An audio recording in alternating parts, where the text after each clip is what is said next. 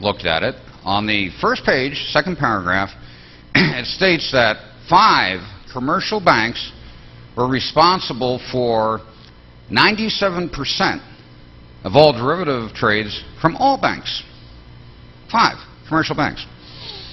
I said, okay, that makes sense. Then I went 2/3 down through the report to the table section. You'll notice in a government report they'll have pages and pages of script talking about what they want everyone to see, and they always put the good stuff at the end. They figure everybody's going to fade out before they get 2/3 through the report and never even see it. Always go about 2/3 the way down in any government report and start looking from there, and then go back to the beginning.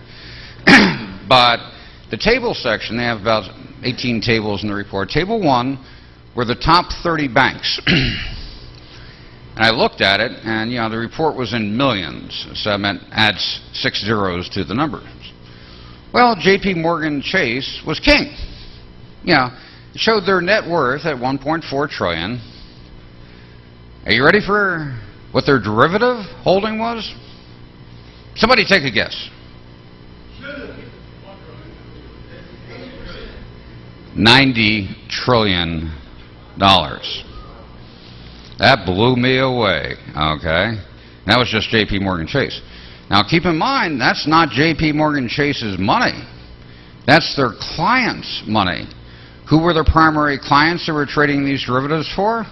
Local and federal government investment management funds, which they were acting as the clearing agent for, okay? And just to qualify what 90 trillion is, in 2000, Alan Greenspan, as quoted from the Wall Street Journal, he said he was concerned about the $80 trillion a year international derivative market. So at the end of 2000, internationally we had $80 trillion. Here, come 2008, here's J.P. Morgan Chase holding $90 trillion, $10 trillion more than the entire world derivative market in 2000. Now the derivative market, which is my specialty, I've traded for 32 years. In 2000, when Greenspan mentioned, this $80 trillion a year market, well, one thing he didn't mention was government was probably writing 65% of the paper in that market. A derivative transaction, a lot of people have a hard time. Well, what's a derivative transaction? I can't understand it. It's actually very simple. Okay? See that cooler up there, the little green cooler? If I wanted to buy it 6 months from now and I said, okay, I'll pay you $2, but say the value of it's like, say, $15. I'll pay you $2 now, and 6 months from now, I'll give you the other 13, and I own it.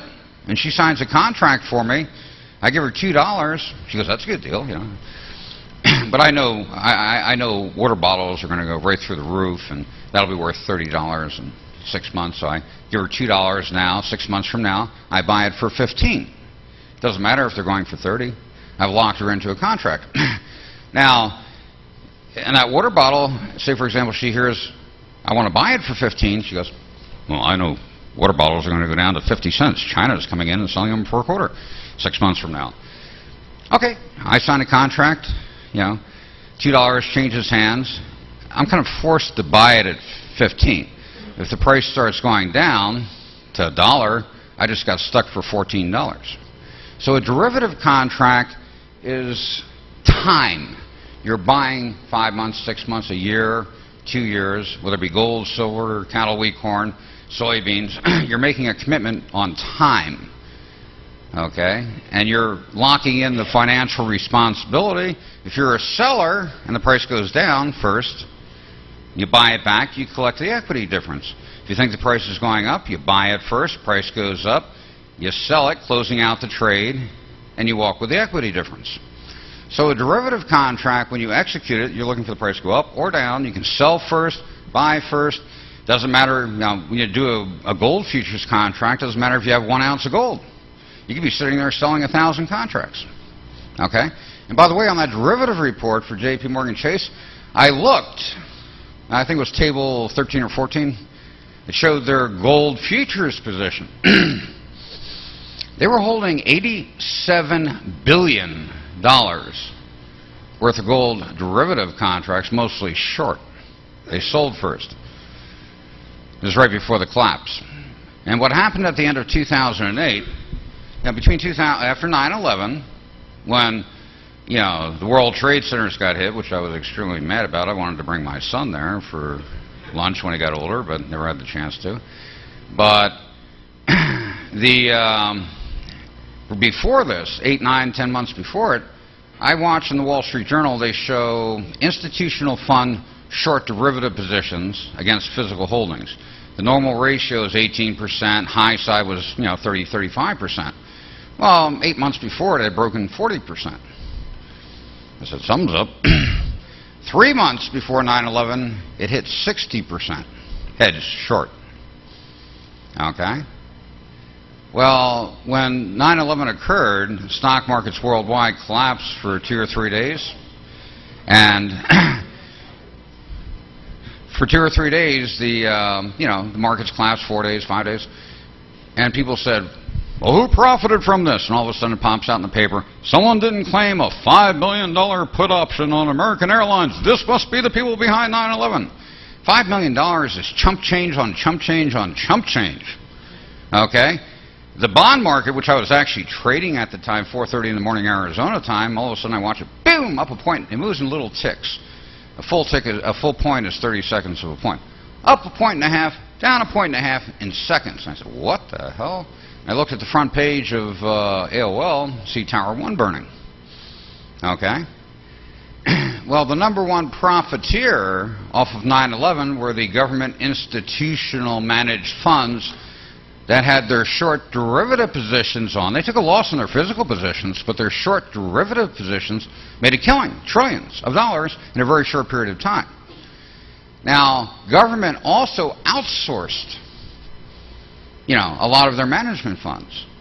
CalPERS International in '82 was one of the largest. And by the way, CalPERS was getting closer to $1-2 trillion dollars back in the '80s. Okay, California. And it was getting too obvious, that much money under management, we got a problem here. CalPERS started recommending to local governments that they manage their own funds, go to separate management, get out of CalPERS.